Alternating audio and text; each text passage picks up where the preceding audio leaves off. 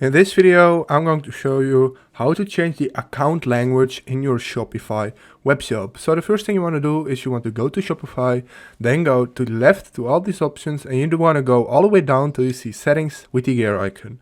You want to hit the settings, and then you go to the settings tab. You want to go to store languages over here, manage the languages on your customers can view your store, and you want to change the account language because you want to change how it looks for you. So then you can hit change account language.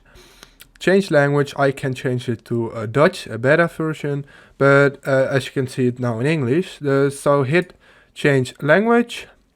And as you can see, the preferred language is English. And in order to change it, hit the language.